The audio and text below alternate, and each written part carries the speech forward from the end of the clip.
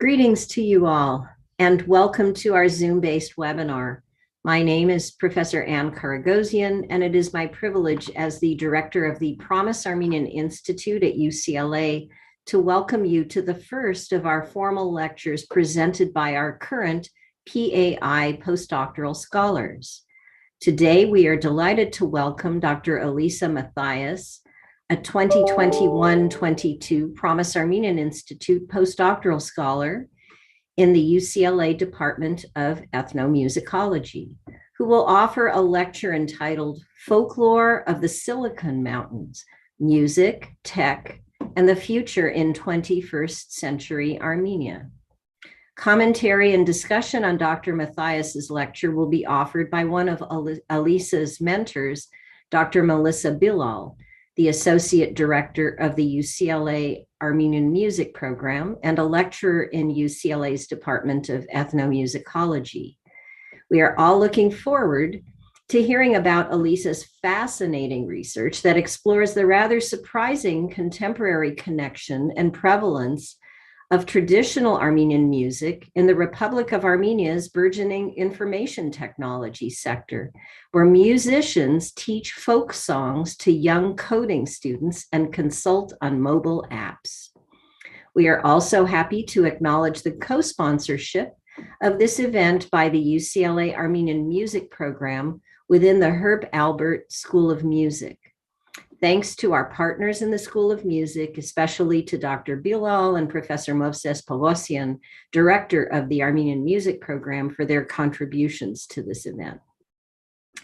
And on behalf of the PAI and UCLA, I would like to acknowledge our presence on the traditional, ancestral, and unceded territory of the Gabrielino Tongva peoples. I will provide formal introductions for our speakers in a moment, but let me note that for those of you watching live via the Zoom webinar platform, you have an opportunity to send questions to us by clicking on the Q&A button at the bottom portion of your screen and typing in your question. Please be sure to be as specific and succinct as possible in your question, and we will direct as many of the questions as are practical to our speakers at the end of the lecture and discussion.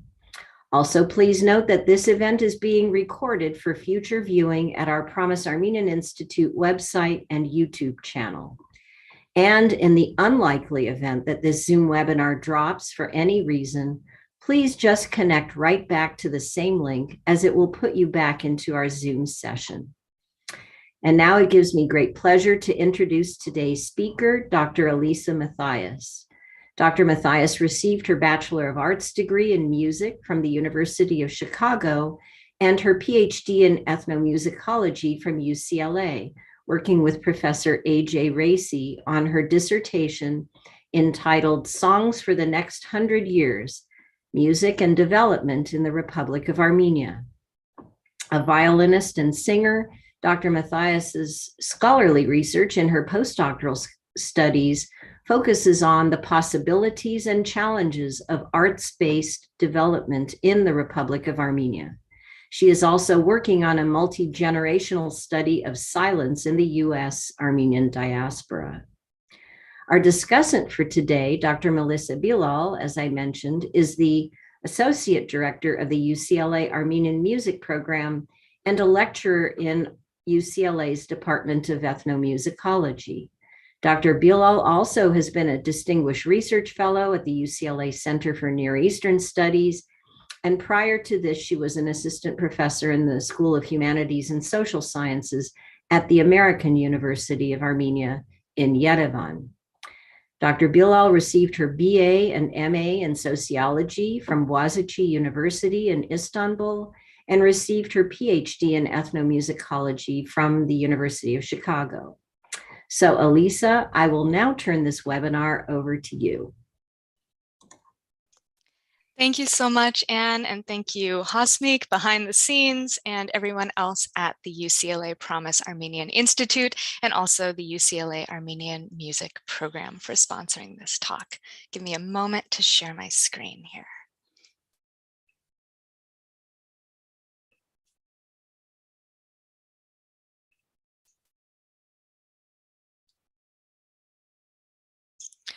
So I'll be talking today about two seemingly distinct topics: Armenian traditional music as it is performed in the Republic of Armenia today, and two, Armenia's rapidly growing information technology sector. I came to Yerevan in 2016 to study folk songs, but in my day-to-day interactions, I couldn't escape talk about tech. By and large, these were hopeful conversations about innovation and opportunity in a country to which the last 25 years of so-called post-Soviet transition had not been kind. And as I learned more about IT, the fastest growing industry in Armenia, I noticed many of the same songs that I was encountering in my music research. I'll give you an example right away. This is an advertisement from 2016 for the first cell phone designed in Armenia, the ARM phone.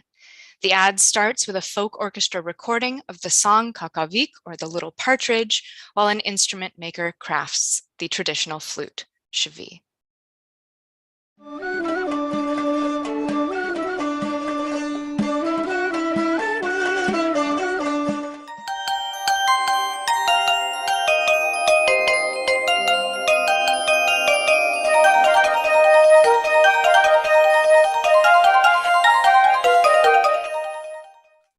So my questions today are simple. Why is there folk music in Armenia's technology sector? What connects the worlds of traditional music and information technology? This is ongoing research, but for this talk, I want to focus on what I see as a confluence of social and cultural factors. First, a transnational trend among development agencies to support what are called creative economies. Second, the legacy of Soviet perspectives on artistic and scientific innovation. And three, the pervasiveness of local anxieties about ethical citizenship and ethical work. Ultimately, I'm interested in what happens when we pay attention to the sounds and the symbols that accompany IT sector development, and what that might tell us about how people imagine their individual and collective futures at a moment when Armenia's economic stability, political sovereignty, and regional security are at stake.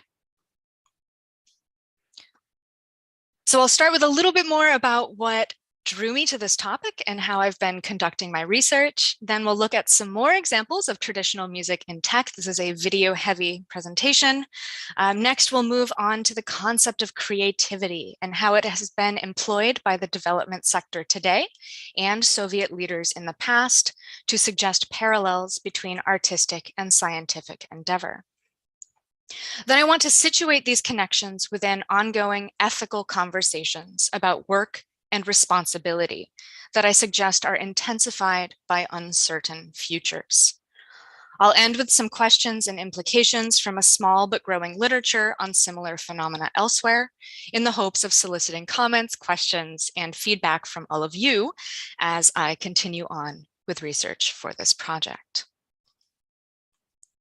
So first, a little bit more about why I became interested in this topic. For one, it was surprise. In the spring of 2016, I was starting folk music lessons with renowned singer Havanesian, who I think is watching this. There's your photo. And she is also, of course, a favorite here at UCLA. But Havanesian in 2016 was teaching at the TUMO Center for Creative Technologies. So TUMO is an educational center headquartered in Yerevan that offers free arts and technology classes for Armenian youth. It was founded in 2011 by Dallas-based diasporan philanthropists, Sam and Silva Simonian. TUMO guides students along individual, what are called learning paths around music, web development, filmmaking, robotics, programming, 3D modeling, game development, and more. So hearing folk songs ring out across a sea of IMAX and robotics labs struck me as remarkable. Research on Armenian music has typically focused on the past, on the relationship between music, memory, and identity, or on the importance of recovering cultural heritage near destroyed in the genocide. But here was an opportunity to think about music in relation to Armenia's future, about the kinds of sentiments it could engender among philanthropists, students, teachers, and others working to place Armenia on the map as the world's next tech hub. But I was also interested because I grew up in the San Francisco Bay Area, the Silicon Valley to Armenia's Silicon Mountains. I remember the dot-com bubble of the 1990s, the dot-com bust of the early 2000s, and the subsequent rise of companies like Google and Facebook. I haven't lived there since 2005, but whenever I go back to visit family, I'm always struck by the speed of change. New buildings, new restaurants, new brands, but also skyrocketing rents, lengthening commutes, and widening disparities between rich and poor. And so I'm interested in what happens when the promises of an emergent tech industry capture the collective imagination, and if the Silicon Valley model is the only way. So tech is a famously global industry, but anthropologists are quick to point out that its meanings differ from place to place. So in this work about software engineers in Brazil, the author argues that we should be researching, quote, high-tech work in wrong places in order to understand the importance of locality as information moves through transnational circuits. In a sense, my ethnography of traditional music in Armenia's IT sector is an ethnography of both a wrong place and the wrong people, not just software engineers, entrepreneurs, and venture capitalists, but musicians. I suggest that by focusing on the encounter between traditional music performers and the tech sector, we might gain insight into the assumptions, hopes, and anxieties that permeate the drive to secure Armenia's tech future. So tech in Armenia is wide-ranging. It encompasses a variety of private sector information and communications technology endeavors, including semiconductor design, software development, and web design, as well as custom-coded integrations and custom software for niche markets. It is centered on Armenia's capital, Yerevan, but it branches into other cities and rural communities. For example, Digital Pomegranate in Gyumri and the Children of Armenia Fund's Smart Center in the rural Lori province, not to mention a Tumo outpost in Stepanakert. According to industry reports, in 2017, IT accounted for only about 6% of Armenia's GDP, a small percentage compared to the country's agricultural and mining sectors. But it is the fastest growing industry in Armenia by a long shot. From 2010 through 2018, the sector's revenue grew by an average of 32.6% annually. For my research, I've been focusing on companies and educational initiatives that make explicit use of Armenian folklore, including the Tumo Center for Creative Technologies, the mobile app developer Arlupa, which is where the cover photo for this event came from, the ARM phone made by Technology and Science Dynamics, that's the video we saw at the beginning, and the Digitech Expo, an annual trade show, as well as a few small startups that I won't have time to get into today. I conducted the first phase of ethnographic research in Armenia from 2016 to 2017, and then at the Smithsonian Folklife Festival in the United States in 2018. And this means that the majority of my interviews with musicians, developers, and entrepreneurs took place before the Velvet Revolution of April 2018. Since then, I've focused on collecting and analyzing media, so advertisements, travel brochures, documentaries, news segments, etc. My next phase of research will look at the impact of the Velvet Revolution, the 2020 Artsakh War, and a recent influx of artists and tech workers from Russia. As I've mentioned before, I welcome your thoughts and suggestions as this project evolves. So in this section, I'd like to share a couple more examples of traditional music in the tech sector. First is a music video produced by students at the Tumo Center for Creative Technologies. It features two Tumo student music ensembles, the electronic music group Pyramids and the folkloric rock ensemble Timbata.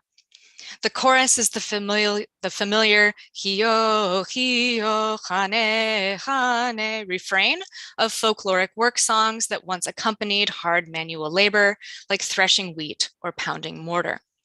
On top of this, students have added layer after layer of 4-bar loops, plus a prominent bass line. In the corresponding music video, a collection of students' favorite words appears on screen, some in Armenian, some in Russian, some in English, but all tending towards slang.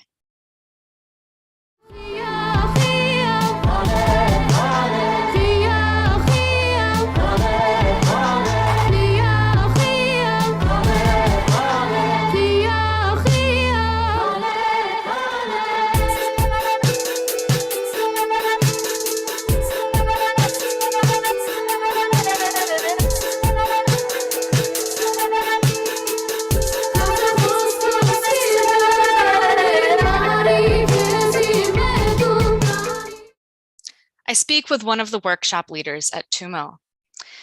They're doing the exact same thing the Irish did, he says, referring to the rise of Celtic rock and punk starting in about the 1970s.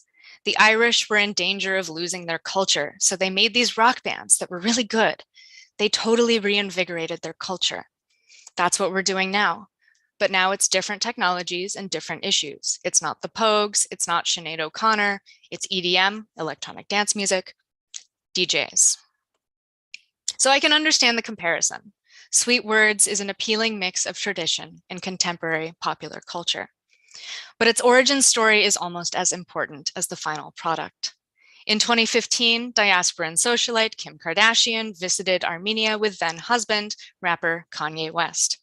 As part of their high-profile visit, they toured TUMO, where West gave a short workshop on music production. According to TUMO lore, the video you just saw might never have come to fruition had West not expressed encouragement after hearing students rehearse an acoustic version of the Hio Hio refrain down the hall. Sweet Words is thus infused not only with aspirations toward technological fluency and globality in the abstract, but also with celebrity mystique and real, tangible connections via diaspora to major global centers of music production. As another example of folk music in tech, let's move on to Arlupa, an augmented reality app developer based in Yerevan. So augmented reality uses computer-generated images and sounds to complement a person's everyday experience of the world. For example, using one of Arlupa's apps, you can try on historic Armenian costumes like a digital paper doll. And thank you to my ethnomusicology colleagues at UCLA for posing for these photos. You can also take a photo with the composer Alexander Spendarian, who died in 1928. Arlupa's CEO and co-founder Arman Atoyan speaks with excitement about how these apps can educate Armenian youth about their history. But though he has partnered with major historical and cultural institutions like the Ministry of Culture and the History Museum, his ambitions reach far beyond Armenia's borders.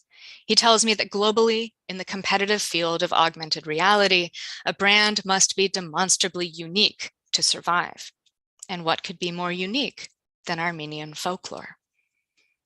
But Arman admits that so far the Armenian heritage apps aren't the moneymakers.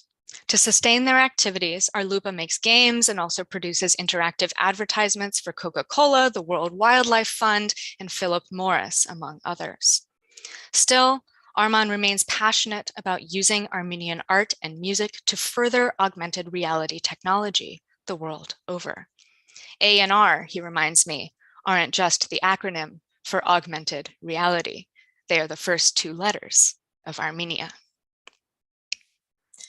When I visited the Arlupa office in the summer of 2017, the team was working on a virtual reality experience based on a painting at the National Gallery of Armenia. Sarkis Murajan's Komitas, The Last Night, from 1956. Komitas, of course, was the Armenian priest, composer, and musicologist widely acknowledged as the founder of Armenian ethnomusicology. Komitas had moved to Istanbul in 1910, where he had plans to open an Armenian music conservatory. But in 1915, Komitas was one of the over 200 Armenian intellectuals who would be rounded up and deported at the start of the Armenian genocide.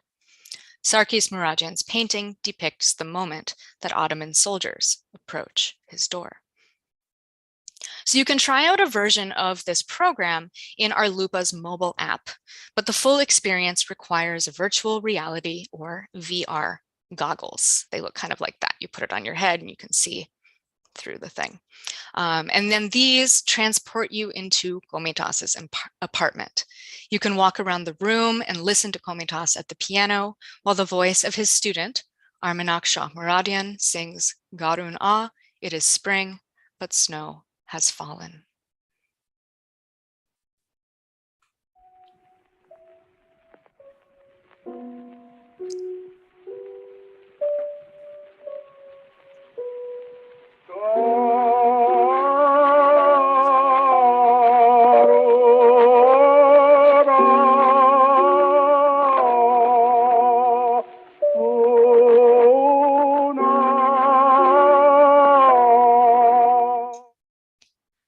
The moment that this experience depicts is grave.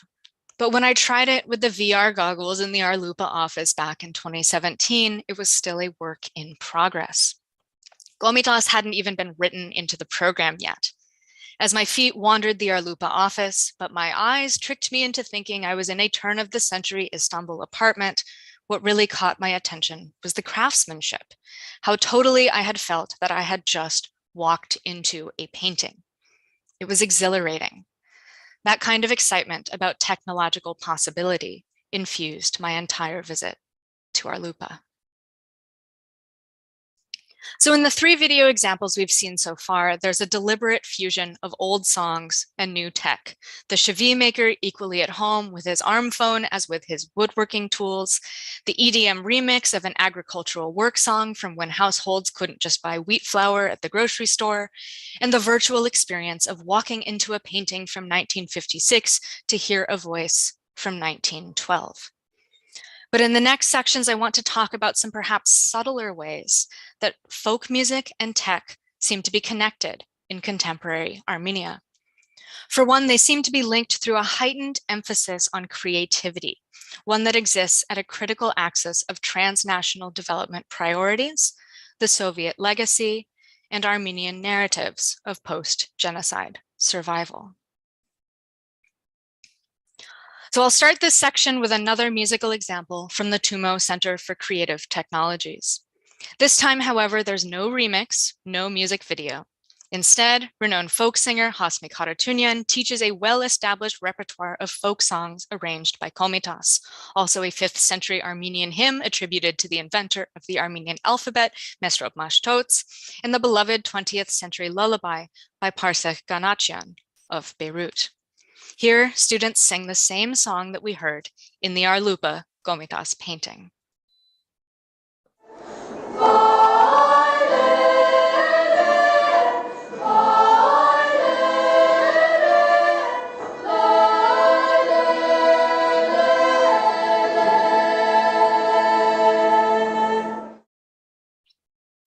According to Tumo's website, the purpose of music education goes beyond teaching students how to work with audio technologies. Music ensembles like this one enable students to, quote, tap into their entrepreneurial intuitions. In other words, music classes are skills building classes.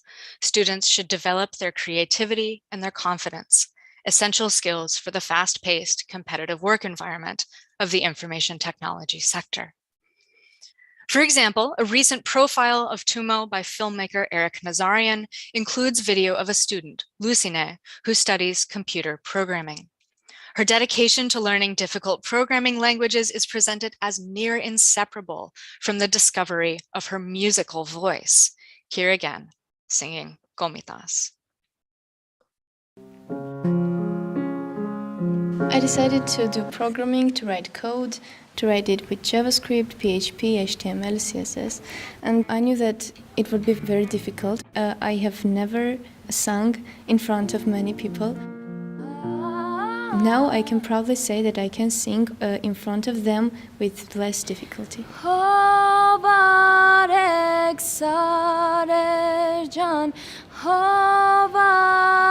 Tumo is a place where you can be free, where you can learn whatever you like, and what you can't learn in another places in Yerevan, Armenia. So the notion that the arts might teach skills necessary for an entrepreneurial career in tech is a familiar one in development discourse across Europe and North America, where corporations have been known to bring in, say, jazz musicians as quote unquote innovation consultants. This is a really interesting phenomenon that this book I have here up on the screen talks about. But it's part of a larger idea known as the creative class or the creative economy. Concepts that were largely popularized in the international development community through these two books. These authors promote a theory of development that encourages artists and tech workers to congregate in urban centers as a means of economic revitalization. In The Rise of the Creative Class, for example, Florida insists that human creativity, whether technological, entrepreneurial, or artistic, has, quote, become the decisive source of competitive advantage in the 21st century. And this is a claim that has had profound influence on European cultural and economic policy, including the European Union's Eastern Partnership Program, which operated a culture and creativity development initiative in Armenia from 2015 to 2018. In a different short film about Tumo from 2014, the deputy chairman of the Central Bank of Armenia speaks about the importance of creativity. Tumo is part of creating this creative mindset or building a culture which is built on creative mindset. And Tumo, first of all, is going to solve one of the major issues that the Soviet system created, and it has become part of our legacy that we need to overcome as a challenge. And this is overcoming the fear of thinking loud, fear of creating different ideas, and fear of being punished for creativity. But for all I heard about creativity as a new direction, as a break from the Soviet past, I was also intrigued by how often I heard reference to Soviet Armenian technological successes. In Yerevan, lecture series and networking events are named after Sergei Mergalyan, the Armenian mathematician whose work was foundational for Soviet computing and who also found time to study opera at the Moscow Conservatory. In 2017, an art exhibit and concert series at the Burakhan Astrophysical Observatory celebrated the legacy of Victor Ambartsumian, mathematician, astronomer, and, as his biographer was sure to include, connoisseur of Armenian classical music. Repeatedly, I was told about the 1964 Nairi 1, the first Soviet small computer, which was about the size of a desk. Its inventor, Gracia Isayevich Ovsepyan, was an Armenian repatriate from Beirut. In fact, notions of technological creativity go back well into the Soviet period. In 1925, a memorandum from the Supreme Council of the National Economy declared that the country of the worker peasant building Soviet communism should also be a country of collective creativity in the field of technology and improved methods of labor. In 1925, to speak of creativity this way was relatively novel. It had only been about 100 years since Europeans had consistently been using the concept of creativity to refer to human endeavor rather than the divine. At first, it was the arts, including music. And then in the early 1910s, Polish philosopher Jan Łukasiewicz published an article titled Creative Elements in Science. But according to sociologist Oleg Karkordin, it was early Soviet authorities who truly seized upon the idea of scientific and technological creativity, which lined up nicely with their modernizing visions of building out a utopian future. In his ethnographic work, Karkordin notes that today's Russian software engineers, far more than their counterparts in, say, South Korea and Finland, use artistic metaphors when describing their scientific work. Developing an app as writing poetry, building an airplane as composing a symphony. It is this legacy that suggests to me that the creative economy model of today's international development community has appeal in Armenia not only as a break from the Soviet past, but also because of it. But talk of Armenian creativity goes farther back than the Soviet period, much farther back. Consider this advertisement for the World Congress on Information Technology, which was held in Yerevan in 2019. Meant to entice IT workers from around the world, the video begins with an aerial view of 10th century monastery Sanahin, which, alongside its neighboring Hagpat monastery, was once a center of religious, musical, and scientific education. The voiceover draws explicit connections between the creativity of heritage and the creativity of tech work. From an ancient center of creativity to a contemporary center of technology, from the sacred pages of illuminated manuscripts to the illuminated circuits of the information age, a country and its people step forth to claim their place in the spotlight, welcoming the world, sharing their uniqueness, their stories, desires, and dreams. Here, creativity is presented as a national trait going back millennia. It is also intricately wound up in narratives of Armenian survival. So to explore this survival concept a little bit more, let's go back to the video that began this section. The day that Hasmi Karatunyan took me to Tumo was April 22nd, 2016, the same day that an international delegation was scheduled to arrive for the inaugural ceremony of the Aurora Prize, which I'm sure many of you already know is a now annual prize awarded to an international humanitarian leader on behalf of the survivors of the Armenian genocide. The French-Armenian chanson singer Charles Aznavour was slated to attend, as was George Clooney, husband of human rights lawyer Amal Clooney, I like describing him that way, who at the time was arguing an Armenian genocide recognition case at the International Court of Human Rights. Upon Aznavour and Clooney's arrival in Yerevan, a visit to Tumo was in order. Cosmic's choir was scheduled to perform. So at the 101st anniversary of the Armenian genocide, George Clooney and Charles Aznavour listened to youth sing Komitas folk songs. They did so while touring a high-tech educational facility on a visit honoring the victims of the Armenian genocide. In my mind, nothing better encapsulates the symbolic links through creativity between music, a people's survival, and the promises of IT development. And yet, creativity has its discontents. In urban studies, the creative economy model has undergone scrutiny as the influx of high-tech workers into American cities has coincided with rising gentrification and inequality.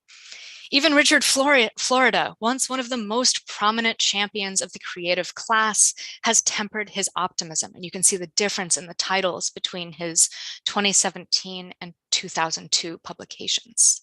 Right? Our cities are increasing inequality, deepening segregation, and failing the middle class. Meanwhile, in the former Soviet world, some writers ponder whether post-Soviet tech cultures are actually suffering from too much creativity, a distraction from the more mundane process of actually bringing a product to market.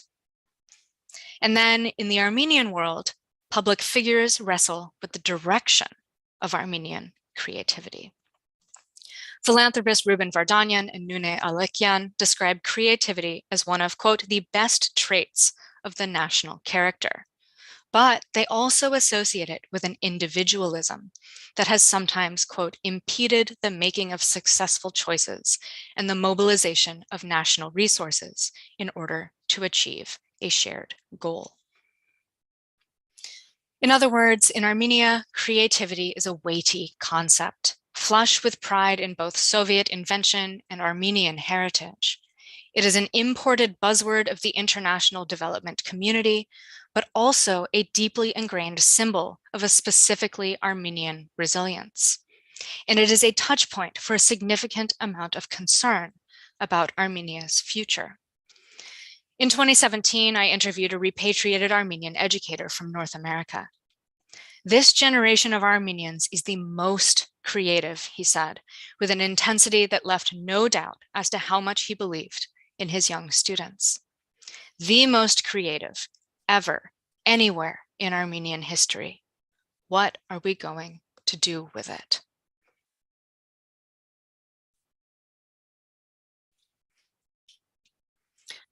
Worst case, there will be no Armenia. This is how Tumo music teacher Arik Grigorian responds when I ask him what he thinks is in store for his country 10, 20 years down the road. The worst thing, there will be only military bases, polygons, maybe some houses. They should keep a couple of touristic areas, Garni, Gerard, a church, to show, oh yes, there was this old nation called Armenians. He takes a breath. Best case, almost all the Armenians come back to Armenia and start building the new country with their knowledge, their experience, their money, with their help. Because Armenia is a very creative nation. They can create anything. Armenians have that brain to think and create. So in this section, I want to take seriously the weight of uncertain futures and how they intensify ethical questions about responsibility to the nation and about the right way to make money. In these conversations about good and bad, right and wrong, are more threads that entangle both traditional music and tech. I spoke with Arik at an outdoor cafe in 2017. He gestured to the tables around us. These cafes in the center of Yerevan, lots of people, they're sitting, laughing, they're happy, drinking coffee, smiling, but there's a nervousness inside of them. They're smiling, they're living, but if you talk to anyone, they always tell you very bad things about this life. No money, no job. I don't know. In the villages, there are no men, only women. Everyone goes to Russia to work. The situation is very critical, believe me. I ask him what it's like teaching music at a technology school. Technology, they understand, he says about his students. But technology, if you don't know the foundation, technology will not help you. That's why I start from basic, from folk. After that, if you know the music, about arrangements, about taste, at that time you can go use the technology to create something. I don't expect that they should be musicians. That's their choice, he continues. I expect them to know what is good and what is bad. To have good taste in music and art. Because if you have good taste in music, you will have good taste in everything.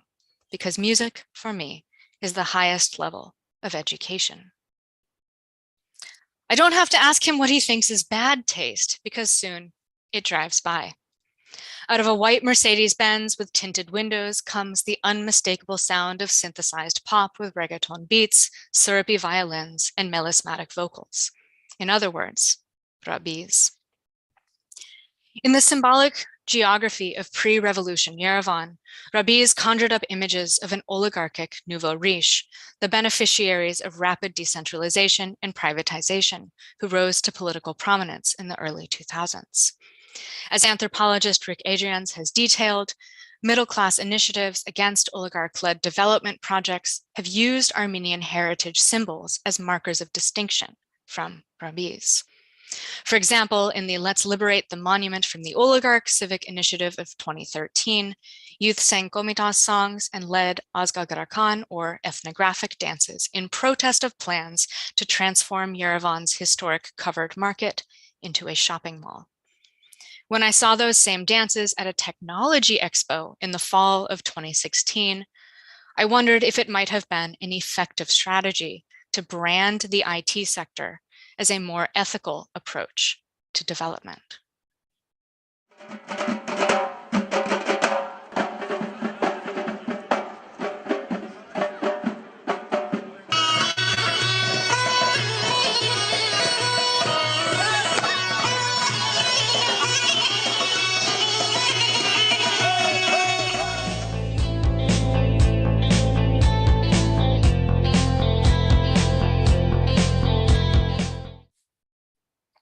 There's precedent for positioning tech as ethical work.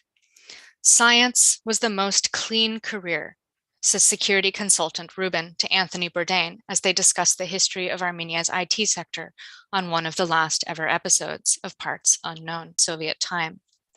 Ruben continues, I think you could have a success story if you were a Communist Party official, or if you were doing science, or perhaps an artist, and that's it.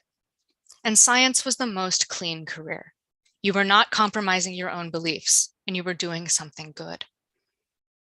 And yet, when it comes to the present day, not everyone is convinced about the goodness of tech work. A friend tells me that when multinational corporations invest in Armenian tech education, the youth get good jobs abroad, and then they don't come back. She locks eyes with me from across the table. Do you think that's right? Recent research on other post-Soviet tech cultures identifies brain drain as a particular source of societal anxiety. In their book, From Russia with Code, these authors discuss, quote, the global mobility of IT specialists as both a source of pride and a curse, as hope for a future of technological and industrial innovation that is simultaneously within reach and possibly already foreclosed. In Armenia, concern over the mobility of tech workers adds yet another layer to the already complex field of state-diaspora relations. Most relevant for my paper today is that they intersect with worries about cultural loss. And this is where I think music comes in again. I speak with Vahan Shakarian, founder of Technology and Science Dynamics, or TSD, the company that produced the ARM phone in that video we saw at the beginning with the Chevi maker. Shakarian himself left Armenia in the 1980s, but came back in the 2010s, feeling compelled to run a business that would create jobs in Armenia. It's very important to preserve our culture, language, history, he says. By our nature, we are integrating in the countries we live. And that's right, because if you choose some country to be your home, you have to integrate. You have to learn the language, you have to learn the culture, you have to accept political structures. The ARM phone includes a suite of Armenian ringtones. TSD employees worked with students at the Komitas State Conservatory to determine the appropriate Armenian classical, folk, jazz, pop, and patriotic selections. Armenian culture, as implied here, is largely bounded by the borders of the Armenian nation state. Charles Aznavour is the exception that proves the rule.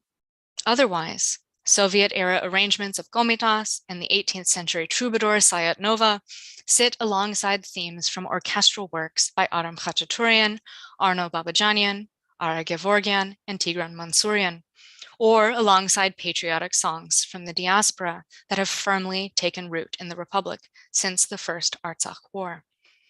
All of this reflects a decidedly Eastern Armenian cultural milieu. The ringtones, I want to go back, there we go. The ringtones are housed within TSD's Armenian heritage app, Barunak, which they translate as, quote, container of everything. Barunak also includes a collection of Made in Armenia apps, including one dedicated to Sayat Nova, and a series of mobile wallpapers based on Armenian stone carvings and other national images like the pomegranate and the Armenian flag. The project proposal implies a hierarchy of taste, just as in my previous conversation with Arik. We include our authors and songs in Barunak not only based on their popularities, as we aim to offer only the best. Moreover, the proposal takes a moral stance. Our goal is to protect all the values we achieved during the decades and present them in the best way. I find the ease with which this proposal moves from culture to values intriguing, especially after reading Tamar Shirinian's work, as she situates talk of values within wider anxieties of West versus East, Europe versus Eurasia, and emigration, demography, and national survival. So today I started with what I presented as a relatively simple question. What connects traditional music to tech? From a socio-cultural standpoint, I think the answers quickly become complex. As we've seen with the ARM phone, even tech workers who are not themselves musicians may feel a cultural preservationist urge in light of the global connections that tech work necessarily engenders. Similarly, as we saw with Art Grigorian at TUMO, musicians who may not prioritize electronic technology in their own artistic practices still engage with the tech sector in the hopes of nurturing well-educated citizens who will make ethical choices for themselves and their country. These more localized dynamics occur within a contemporary transnational development context in which creativity is a potent buzzword. But even here, concepts of creativity that link scientific and artistic innovation have older and more localized roots in the Soviet era and in Armenian narratives of survival. So my research stems from the premise that tech work, while global, generates a unique set of meanings in different localities around the world. And yet, for this last section, I want to bring in a couple of perspectives from literature outside of Armenia, in the hopes of sparking questions that may shed new light on the Armenian case. So first comes from India. The Indian IT sector dwarfs Armenia's by nearly every metric. Still, there are some interesting parallels. Like in Armenia, the Indian IT sector is a kind of future present. It is already here, but it is also awash in sentiments of what is to come. Like Armenia's, the Indian IT world extends globally through diaspora networks, what anthropologist Smitha Radhakrishnan calls India's new transnational class. Furthermore, the cultural history of the Indian subcontinent, rather like the Armenian plateau, is one of rich regional differences and sustained intercultural contact, not the least of which was with Armenians. In light of this history, explains Radhakrishnan, if there is cultural loss among these transnational IT workers, it is not a simple story of assimilation into new host communities abroad, as some of my Armenian friends have feared might happen in the Armenian context.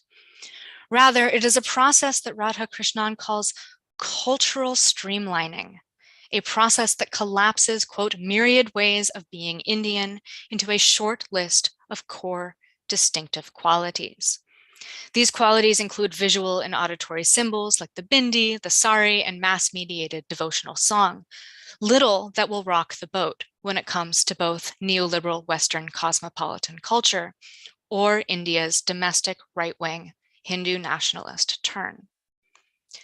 And so as we listen to the folklore of Armenia's Silicon Mountains, we can also listen for the silences. What songs, whose dialects are not here? What ways of being Armenian are not represented? What might this tell us about expanding or contracting notions of Armenian culture and the role of the IT sector in producing them? The other example I'd like to bring in is from Ireland. Ireland had its own creative economy push after the Great Recession. The idea was to draw upon Ireland's rich cultural heritage to brand the country as a creative nation while courting multinational tech companies through business-friendly tax policies. My colleague, Kevin Levine, has written about how Irish traditional musicians were called upon to represent the country's economic recovery at the exact same time that the government was slashing funding for the traditional arts. In his words, musicians felt a, quote, increasing sense of exploitation, in addition to a life marked by heightened precariousness. In my own fieldwork, even amid momentous optimism as a whole, I too heard stories about precarious contract work and how little heritage workers were paid compared to others in the IT sector. So material questions are important to this research. How should artists be compensated? What avenues are there for sustained funding? How should new opportunities in the tech sector fit into wider questions about allocation of resources for the arts and cultural heritage?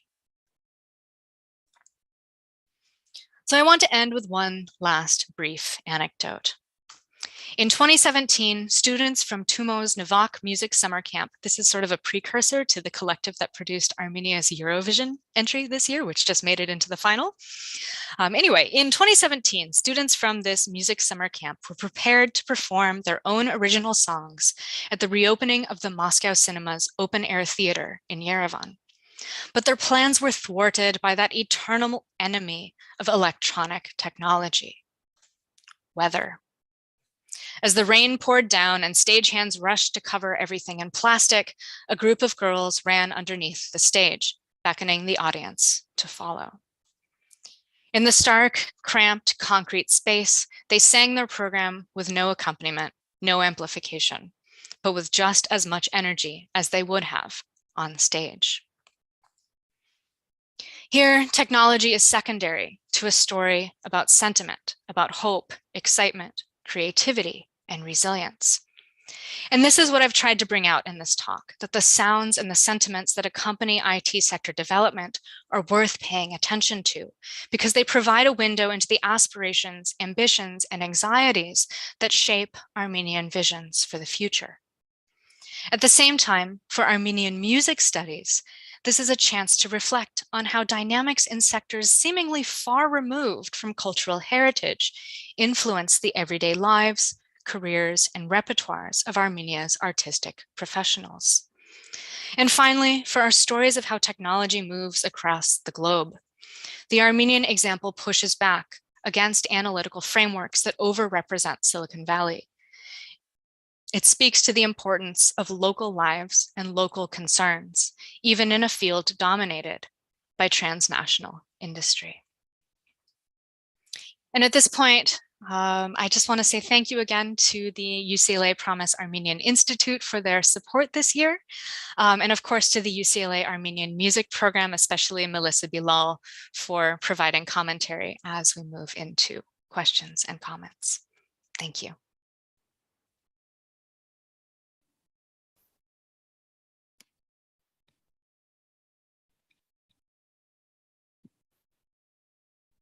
Thank you, Alyssa, for your original work. That definitely opens a new research path in Armenian music and sound studies. I would like to highlight some points you raised and pose some questions that came to my mind while reading your paper and listening to your lecture, with the hope that they will help you further elaborate on these important points you have already made. So your paper invites us to analytically approach to the perceptions of the future, the expectations, hopes, and anxieties about the days and years ahead in our study of social life in present-day Armenia. I find it very relevant and significant, and even more so in today's world where more and more people are made to live with a growing sense of precarity on a global scale and within the specific context of Armenia. As memory and heritage scholars, we often talk about the fact that the past is something that is actively made in the present, but you also remind us that it is also made with a certain anticipation of the future, and in some cases even of political and ideological agendas. So whether it is hegemonic or counter-hegemonic and resistant, you explain how a certain imagination of Armenian heritage, in this case Armenian music heritage, functions as a connecting tissue between past, present, and future. And you evaluate it in a framework informed by Armenia's particular case, and the concept of creativity in this particular context, how it is paired with resilience, always in reference to the past and present hardships. And I like the way you question the grand narratives we hear in Armenia every day, but you also pay critical attention to what kind of a work these grand narratives do in your ethnographic field. And it is through such critical methodology that your work offers new perspective to understand a phenomenon that we, those who are familiar with Armenia, probably have been following for a while, but not from the angle you invite us to look.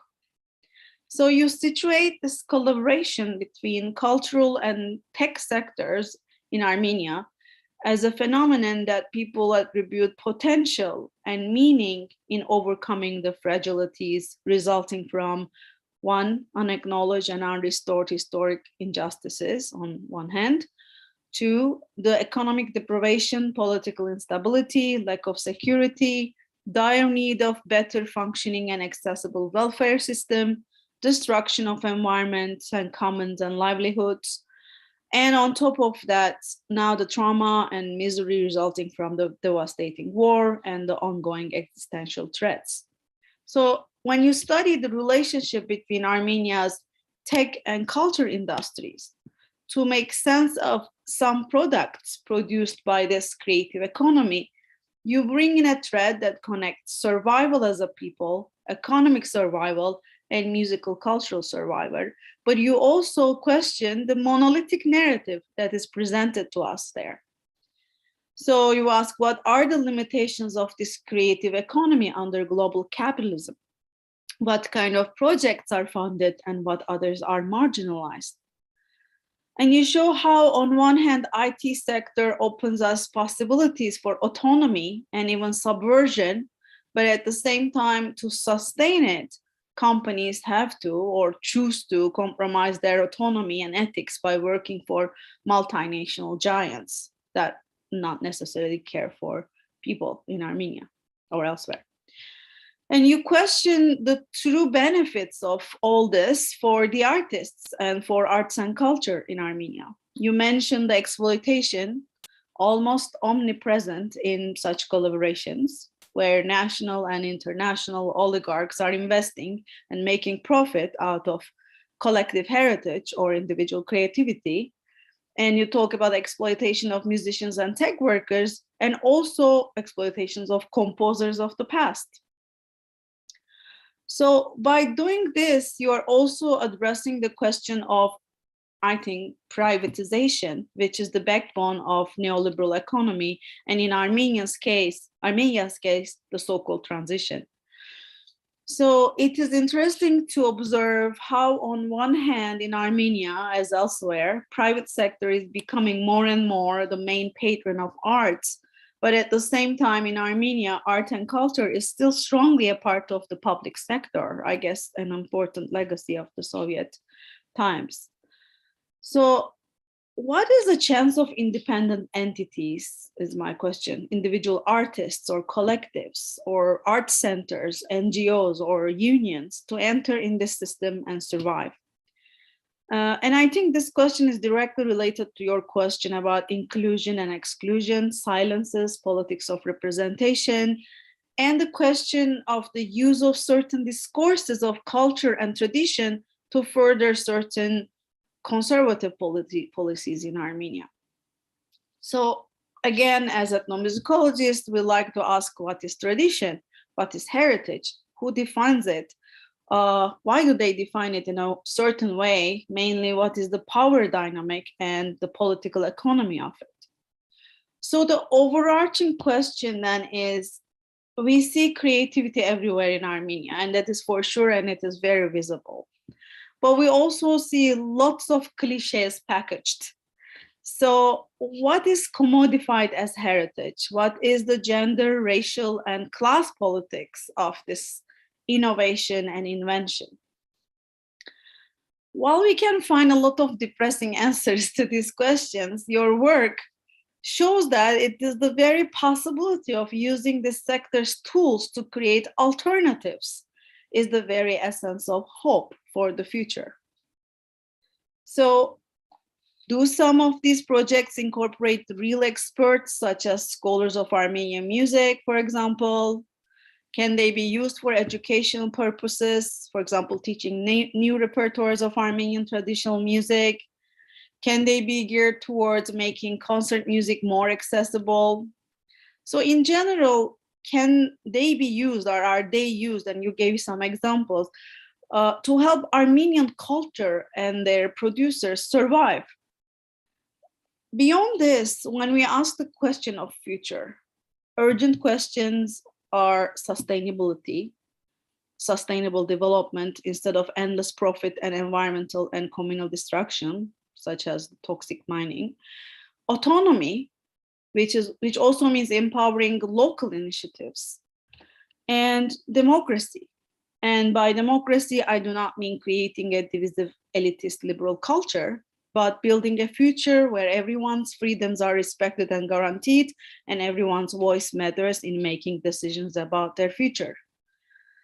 I really like how you ended your paper about how all this becomes secondary to a story about sentiment, hope, excitement, creativity, and resilience. So can you tell us more about how the IT sector is or can be used in Armenia as a tool to facilitate creativity in music and art space, and use this potential revolutionary creativity of arts to advance community-focused development, which values freedom, inclusion, and participation? So, for example, you gave the example of Pak Shuga protest. Maybe you can elaborate more on such examples. And I will end here because I have a lot of questions. Thank you so much, Melissa. This is a really helpful response. And there were a number of questions in there, and I kept writing down semi-answers. So I'll do my best to address that last one, which was really kind of hit the nail on the head about how do we actually, encourage a revolutionary potential in this creativity, because the creativity is there. I think I want to acknowledge that I'm coming to this from sort of a place of like extreme cynicism about the use of words like creativity in the international development sector, and about, so those kinds of things. And part of my research in Armenia has been tempering that with all of these on-the-ground examples of wonderful creativity and excitement and just, this kind of brightness that surrounds, especially a lot of these student projects. So I have to keep my original cynicism as well. And, I'm not here to make recommendations to the Armenian government or anything like that, but there's a book, a recent book on creativity and ethnomusicology by Juniper Hill, and it compares creativity in, I think, the US, South Africa, and Finland. And she's very clear in this, that the place where artists feel like they have the most autonomy and they feel the most kind of creative freedom is Finland. It is a situation where there is a lot of state funding for the arts, and especially really compared to the US and South Africa. So I think that is something that is there in the literature that really can't be ignored. But it's a tough question for a situation like Armenia, because where is that funding going to come from? How are these priorities being decided? And I think, we have a lot of examples of, there's the Creative Armenia grant, which is really wonderful in terms of finding new artists and supporting them for a particular project, etc. If I had my druthers, there would be other opportunities for sustained funding as well. And sometimes, you don't need to have an idea to apply for the funding sometimes, right? You can simply have that guaranteed, so you really can work to your most creative potential. So that is an idea that comes from kind of already established ethnomusicological literature on creativity and kind of the economics and politics behind it. But again, how transferable that is to the Armenian case, that's something that I'm still working on. The other thing I want to mention is that one of the startups that I didn't get to talk about here is called Cyber Mantis. It is a group of, it's very scrappy. They're building a video game based on the Daredevils of Sassoon, which is this Armenian epic poem for those who don't know. And they're really conscious of these questions of how heritage is used as a cliche, et cetera. So they're thinking about, they're really conscious of the gender issue, right? They want to make really strong female characters. And when I talked to them, it was also kind of the height of the Syrian refugee crisis. So they were very conscious of not promoting anti-Arab racism. So there were parts of the epic that, of course, he's fighting who are probably most likely Arabs if you translate this onto historical timelines. And so they were like, okay, so fighting for what you believe in is right, fighting for your dignity is right, but maybe that doesn't have to be directed at Arabs. So they were, talking through ideas. Maybe he's going to fight a corporation. Maybe he's going to do something like that. So these kinds of creative endeavors are happening on a very small scale and kind of a scrappy scale. And I hate to be such a materialist about this, but it does kind of come down to funding, and it comes down to trust. And the last thing I'll say, especially about this Cyber Mantis example, is that they had just won startup funding at the Savan Startup Summit, which they gave a pitch, and they talked to all these kind of European judges, and they noticed that the European judges were very interested, but the Armenian judges, it took a while to warm up to it. So they're existing in this kind of these tensions between kind of much larger geopolitical tensions. And they're not necessarily wanting to brand their product as European and as liberal or any of these sorts of things, but that happens to be the folks who are more interested. So as we think about funding and where the funding is coming from, we also have to remember that these funding links are extremely politicized in Armenia, and often people don't necessarily want the baggage that comes with that. And I think that's where I'll stop and answer to that question. Thank you so much, Melissa. Thank you so much, Elisa and Melissa, for this fascinating presentation and the discussion. There are far more examples than I ever dreamed of in terms of the infusion of the traditional music and culture into Armenia's tech sector and into that arena, which I appreciate. So let me ask one quick question that comes from our audience. One individual says that they are wondering how some of the examples you cited, Elisa, such as the app, such as the advertisement that you showed in the early stages of your presentation, have been received by wider audiences in Armenia. Has that been positively received or questioned? Maybe you could elaborate on that. Yeah, absolutely. It's a very good question. There are a few factors. First of all, something like the ARM phone. The ARM phone was expensive. It was probably out of reach for your typical person living in Yerevan who was not from the diaspora or was not European or like an American like me. Like I bought one, but even like for me, it was sort of like, okay, this is a financial purchase that I'm going to make, and it is going to be a big one. And so some of that is just that it's cost prohibitive. But in the example of the ARM phone, it's not necessarily meant for Armenian consumption. It's meant to kind of send abroad for perhaps multinational corporations that need company phones or something like that. So that's kind of the market that they're looking at, but they want to drum up excitement about the fact that this is being developed in Armenia and about the fact that this is creating jobs in Armenia. So it was being used in the sense that the advertisements were widely shared on social media, that people were like posing with them, that there was a lot of buzz around the ARM phone kiosk at the mall. But ultimately, the market was not actually for people in Armenia very much. Things like Arlupa, some of these other, I think the Tumo examples really do seem to be like heavily consumed in Armenia. There's a lot of excitement around Tumo, and they are just expanding, and they're, I think, possibly expanding to Los Angeles is what I've heard. So there's a lot of excitement and a lot of consumption around that. And then I think Arlupa is kind of in the middle. They were there at the Smithsonian Folklife Festival in Washington, D.C. People were going around and like scanning QR codes to have, you know, a hotchkar maker pop onto your screen and tell you about how he makes his hotchkars. Like, it was very, very cool stuff. But again, it tends to be in these kind of expo situations, and not necessarily something that someone is using every day.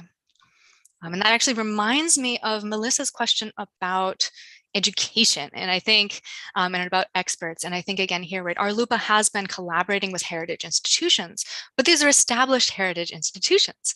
So that's the question of whose heritage, whose definitions of heritage. I love to see that they are working with, you know, really well-educated and very smart people at these institutions, but there's so much more as well. So I think that question of, you know, can these be used as an educational purpose? I think right now, despite that rhetoric, it's really more about branding. Okay, thank you so much. So I have a couple of questions for you, and for actually both of you. You know, in the US tech sector, many decades ago, there were examples of American visionaries who had more of an artistic design, creative background than one that was technological or technical. Steve Jobs is one example of Apple, and his lead design engineer, Johnny Ivy, I believe you pronounce it, is another. And they saw the future of personal computing, personal devices in a completely different way from the other tech companies that were in the Silicon Valley at the time. And in a lot of ways, there was pushback against them.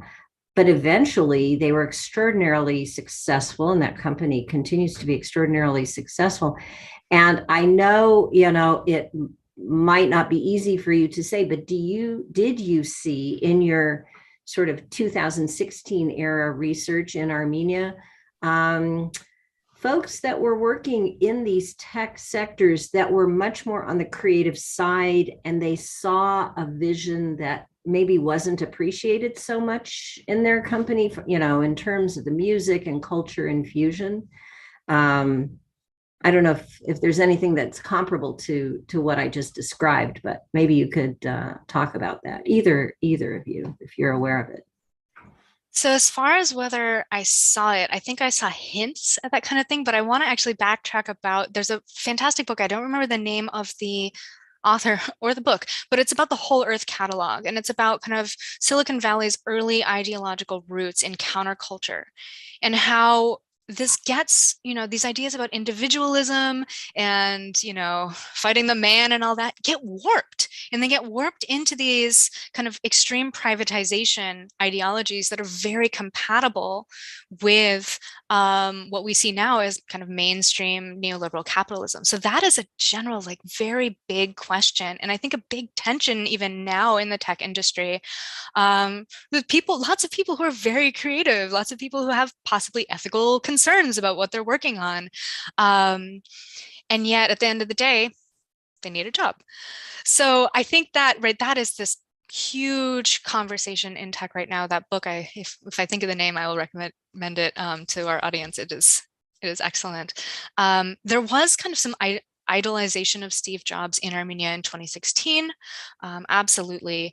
I think the Mantis video game people were a great example of people who were really trying to do something different and really believed in the power of storytelling as kind of a revolutionary capacity. They were talking about how, you know, a video game is today's opera or something like this. So they just, I mean, this passion about art and creativity was really there. And then the other place I'm clued into it is when people sometimes talk about TUMO students, folks who are not very affiliated with TUMO will sometimes say, like, oh, like they think they're going to do so much, but we'll see what the world throws at them or whatever, right? So kind of like tempering this ambition and speaking about it fairly cynically. So I think that is an aspect of the conversation around this, is that kind of tension of ambition versus kind of what the industry might actually put forth. Thank you. I don't know, Melissa, if you'd like to comment on that, examples of folks who are more on the creative side, or not. I mean, you don't have to. I have another question I can pose. Yeah, please pose the other question. Oh, okay. All right. Never mind. Well, actually, so this, this might not be a fair question because Alisa, you have indicated that this is your ongoing research, but what types of changes do you believe, Alisa, or you believe, Melissa, will be seen when you explore more deeply what has happened in Armenia in this area since the Velvet Revolution and since the 2020 war over Artsakh, and then, of course, even today with the infusion of Russian artists from Russia and from other places due to the Ukraine war. I mean, do you have an idea of what trajectory is going to be seen by you when you document it in terms of the relationship between music, culture, the arts, and the tech sector? Yeah, this is something that, just from sitting here in Los Angeles and, staying abreast of what's on Twitter and what's on social media and all of that, it's helping me kind of refine my questions about conducting this next phase of research. And one thing, okay, so as far as the Velvet Revolution goes, the reason I sort of capped this presentation right at 2018 is just because I think so much shifted after that in terms of kind of symbolic geographies of Yerevan, the meanings that people were sort of associating with traditional work and IT, right? If you remember at the revolution, there were dances in the square, and then there were IT workers blocking crosswalks. So I think right then it was sort of more or less okay to talk about the tech sector as kind of in opposition to at least the image of oligarchy. I think that the actual connections are always a little more messy and than these symbolic geographies might suggest. But I don't think we can draw those clean lines anymore, especially with some of the protests that are happening now. I think a lot of those kind of ethical questions about responsibility to the nation and how bad really is corruption, those kinds of questions, I think they're a lot more murky, and I think that they very much complicate what at the time in 2017 felt like much cleaner symbolic lines. And again, in 2017, we had no idea that a revolution was coming, right? This was the revolution that was a surprise. But if you look back on it, you can see these factions kind of forming in a very clear way. I think now that analysis is it's a very temporal analysis. I think the questions of, I think when I listen to that interview of the person saying that, youth today are so creative, it is hard to listen to that interview because of how many young lives were lost in the last war. And I think that is going to be a factor in some way, both in terms of, what futures people see, also futures that were cut short. And yeah, just this, I don't know how much this tempers the optimism, if it makes it more urgent. I don't know exactly how that factors in, but I imagine that must be a really big question as well. Absolutely. Melissa, would you like to comment on that? Any, sort of what we might expect to see post Velvet Revolution, post Artsakh war, and so forth? Yeah, I agree with Alyssa's comments. Because this is her research. This is not my area of expertise, but although her comments are kind of in line with my observations, but she has more insider perspective in the tech industry. Okay, for sure. Okay, well, I think this is the end of our questions for Alisa and for Melissa. We want to thank you both for a stimulating talk, lecture, interaction, just a fascinating study on this cultural significance of the traditional music and how it's being used so widely in the tech sector. And of course, we hope will continue to be used and appreciated. And I applaud you for your emphasis in this truly fascinating area of research. So Elisa, thank you so much. Thank you, Melissa. And as always, our grateful thanks to our amazing PAI Deputy Director, Hasmik Baltasarian, who's been working behind the scenes in all aspects of this webinar and virtually every other event that we put on. So Hasmik, thank you again. So let me now close our webinar by announcing a few of our upcoming Zoom or YouTube or even in-person events that are hosted or co-sponsored by the UCLA Promise Armenian Institute. This coming Sunday, May 15 at 2 p.m. Pacific, in person, the UCLA Narakatsi Chair in Armenian Studies will present the Vishap From Fairy Tale to Reality, presented by Dr. Arsen Babokhyan, Director of the Institute for Archaeology and Ethnography of the Armenian Academy of Sciences. Here, there will be an illustrated lecture on the dragon stones of Armenia and a guided tour of an exhibit of 30 high-resolution images of the dragon stones. So this event, as I say, will be in person at UCLA's Royce Hall, but the lecture portion will be live streamed on Facebook and YouTube by the lead co-sponsor for the event, our own Ararat Eskidjan Museum.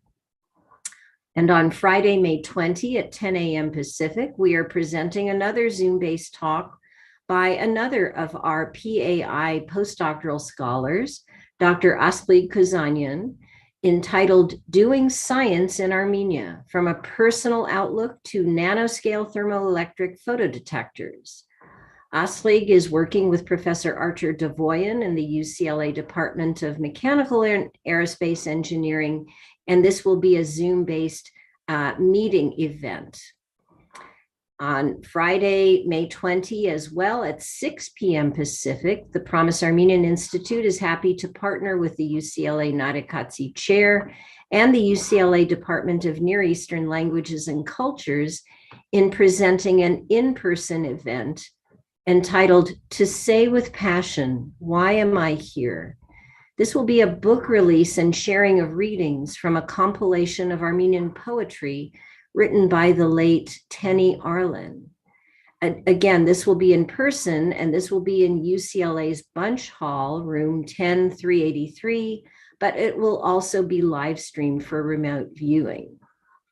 On Saturday, May 21 at 5 p.m., the Ararat Eskidjan Museum, in partnership with our Promise Armenian Institute, will present Professor Richard Havanesian giving an in-person lecture on his recently released book, Armenian Communities of Persia, Iran, History, Trade, and Culture. This event will take place, as I say, in person at the Sheen Chapel at the Ararat Home of Los Angeles, but will also be live streamed on Facebook and on YouTube.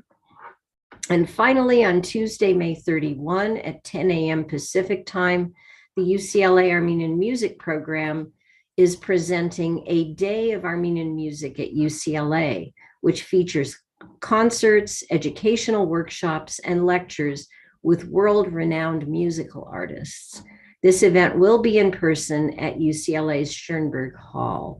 So please visit our UCLA Promise Armenian Institute website to see more details on this event, on all of these events, and to sign up to join our PAI listserv.